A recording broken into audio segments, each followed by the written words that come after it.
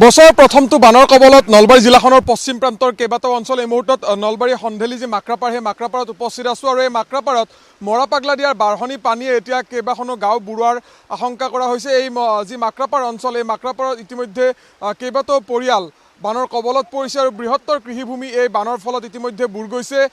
কৃষকৰ আচলতে যি কঠীয়া সেই কঠীয়া বিনষ্ট হৈছে আৰু এই যি বাঢ়নি পানী সেই বাঢ়নি পানীত বিপদসংকুলভাৱে স্থানীয় ৰাইজ এই ধৰণে পাৰাপাৰ হ'বলগীয়া হৈছে। এই যিটো পথ এই পথছোৱা এই ধৰণে ছিঙি যোৱাৰ ফলত কেইবাটাও পৰিয়ালৰ হাহাকাৰময় অৱস্থা, গোধনৰ হাহাকাৰ লাগিছে আৰু এই বছৰৰ প্ৰথমটো বান নলবাৰী জিলাখনৰ এই পশ্চিম প্ৰান্তত বছৰৰ প্ৰথমটো বানৰ বাবে এক প্ৰকাৰ ৰাইজে ত্ৰাহি মধুসূদন দেখিবলগীয়া হৈছে। প্ৰতিটো বছৰ এই অঞ্চলসমূহ বানৰ কবলত পৰে, কিন্তু এই বানৰ কবলত পৰা অঞ্চলসমূহত মথাউৰি নিৰ্মাণৰ কাম যিধৰণে কৰিব লাগিছিল সেই মথাউৰিৰ কাম সম্পূৰ্ণ কৰি নোতোলাৰ ফলতে আচলতে এই ধৰণে বান হোৱা বুলি ৰাইজে অভিযোগ কৰিছে। স্থানীয় ৰাইজ আছে, মই তেখেতসকলৰ সৈতে কথা পাতিম। প্ৰথমে আপোনাৰ ওচৰলৈ আহিছোঁ। বছৰৰ প্ৰথমটো বান কেইবাটাও অঞ্চলত এই ধৰণে ৰাস্তা ছিগিছে, এতিয়া কেনেকুৱা সমস্যা হৈছে আপোনালোকৰ? যে আমাৰ এই যিটো মৰাপাগলা নদী এই মথাউৰিটো যি মানে প্ৰশাসন হওক বা ঠিকাদাৰী হওক বহুত লেহেম কৰি কাম কৰাৰ কাৰণে আজি আমাৰ এই ৰাজ্যৰ এই দুৰ্দশা হৈছে। সেয়ে আমি উপায়ুক্ত মহোদয় বা মানে জলসিঞ্চন মন্ত্ৰী আপোনাৰটো জলসম্পদ মন্ত্ৰীক আমি মানে অনুৰোধ জনাইছোঁ যাতে আমাৰ এই প্ৰতি বছৰে আজি প্ৰায় ৩-৪ বছৰ আমি এই মানে ভুগিব লগা হৈছে, মানুহ কল কৰিব লগা হৈছে মথাউৰি নিৰ্মাণ নোহোৱাৰ কাৰণে। যিবাৰ এইবাৰ মথাউৰি নিৰ্মাণৰ আদেশ আহিল, ঠিকাদাৰৰ লেহেম গতি আৰু প্ৰশাসনৰ মানে দৃষ্টিগোচৰ নোহোৱাৰ কাৰণে আজি ৰাজ্যে এই বিষম মানে অসুবিধা ভুগিব লগা হৈছে। এতিয়া কিমান পৰিয়াল আছে ইয়াত? যিহেতু কেইবাটাও স্থানত ৰাস্তা ছিঙিছে, নিশ্চয়কৈ ছাত্ৰ ছাত্ৰীসকল হওক বা ৰাইজ ওলাই অহাৰ ক্ষেত্ৰত বা বজাৰ সমাৰ কৰাৰ ক্ষেত্ৰত সমস্যাৰ সন্মুখীন হ'বলগীয়া। প্ৰায় আমাৰ ইয়াত বা ৩০০-৪০০ মানে ফেমিলি আছে। এই বৰপীঠ, পশ্চিম বৰপীঠ বা ভোজকুচি, নতলা গাঁও এই ৰাস্তাটো আমাৰ স্কুলৰ ল'ৰা ছোৱালী বিনামূলীয়া হাইস্কুললৈকে আজি পৰীক্ষা আছে, ল'ৰা ছোৱালী আহিব পৰা নাই।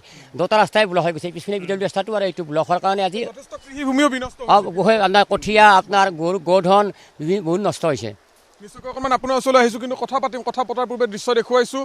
গোধনৰ এক প্ৰকাৰ হাহাকাৰ লাগিছে বা স্থানীয় যি ৰাইজ ইয়াৰ যি মাকৰাপাৰ অঞ্চল এই বৰপীঠ অঞ্চলৰ বহু পৰিয়াল ইতিমধ্যে গৃহবন্দী হ'বলগীয়া হৈছে, কাৰণ কেইবাটাও পথত এই ধৰণে ইয়াৰ দুটাকৈ পথত কেইবাটাও স্থানত এই ধৰণে ছিঙিছে, যাৰ ফলত পৰীক্ষাৰ্থীসকল তেওঁলোকে পৰীক্ষা কেন্দ্ৰলৈ যাব পৰা নাই বুলি স্থানীয় ৰাইজে কৈছে। আৰু মই দেখুৱাইছোঁ নৈৰ যি ইয়াত বাঢ়নি পানীৰ যি প্ৰবল সোঁত সেই প্ৰবল সোঁতে ইয়াত বুৰাই আছে। নিশাৰে পৰা আচলতে এই অঞ্চলসমূহ এই ধৰণে বাঢ়নি পানীয়ে বুৰোৱা আৰম্ভ কৰিছে আৰু জলস্তৰ ক্ৰমাৎ বৃদ্ধি হৈয়ে আছে, কাৰণ নেৰানেপেৰা বৰষুণ আৰু নেৰানেপেৰা বৰষুণৰ ফলত যি জলস্তৰ সেই জলস্তৰ বৃদ্ধি হৈ আছে। আৰু যাৰ পৰিপ্ৰেক্ষিতত এই যিসমূহ অঞ্চল আপুনি যদি চাই এই অঞ্চলসমূহ এই ধৰণে প্লাবিত হৈ পৰা পৰিলক্ষিত হৈছে। মই পুনৰ ৰাইজৰ সৈতে কথা পাতিম, কিন্তু দৃশ্যটো দেখুৱাইছোঁ।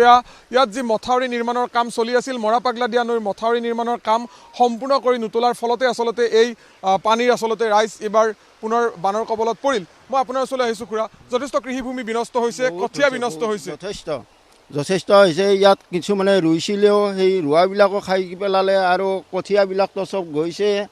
আৰু ইতিমধ্যে তাৰমানে মানুহে ল'ৰা ছোৱালী ইয়াক লৈ আনিব পৰা নাই, পৰীক্ষা অনুষ্ঠানলৈ আনিব পৰা নাই।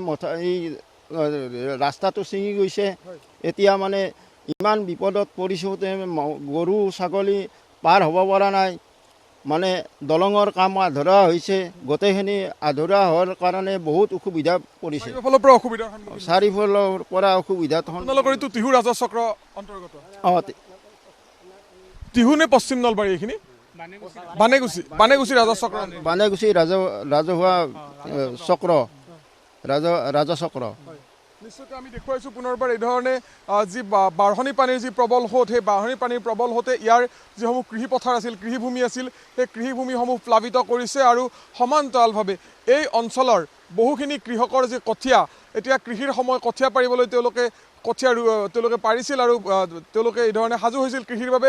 কিন্তু এই যি বাঢ়নি পানী এই বাঢ়নি পানীয়ে বুৰাই পেলোৱাৰ ফলত এই যিসমূহ কৃষক সেই কৃষকসকলৰ হাহাকাৰ লাগিছে, ৰাইজৰ হাহাকাৰ লাগিছে। আৰু দেখিবলৈ পোৱা গৈছে এই যি বছৰৰ প্ৰথমটো বান, এই বছৰৰ প্ৰথমটো বানৰ কবলত ইতিমধ্যে কেইবাখনো গাঁৱৰ ৰাইজ আংশিকভাৱে পৰা বুলি স্থানীয় ৰাইজে মত ব্যক্ত কৰিছে। আৰু বহুখিনি ছাত্ৰ ছাত্ৰীৰ পৰীক্ষা চলি আছিল, গতিকে ছাত্ৰ ছাত্ৰীসকলে বিদ্যালয়লৈ যোৱাৰ ক্ষেত্ৰতো সমস্যা হোৱা বুলি ইয়াৰ স্থানীয় ৰাইজে অভিযোগ কৰিছে। গতিকে এই ক্ষেত্ৰত প্ৰশাসনে তৎপৰতাৰে কেনেধৰণৰ ব্যৱস্থা গ্ৰহণ কৰে বা এই বান প্ৰতিৰোধৰ ক্ষেত্ৰত অনাগত সময়ছোৱাত কি ব্যৱস্থা গ্ৰহণ কৰে সেয়া সময়ত লক্ষণীয় হ'ব।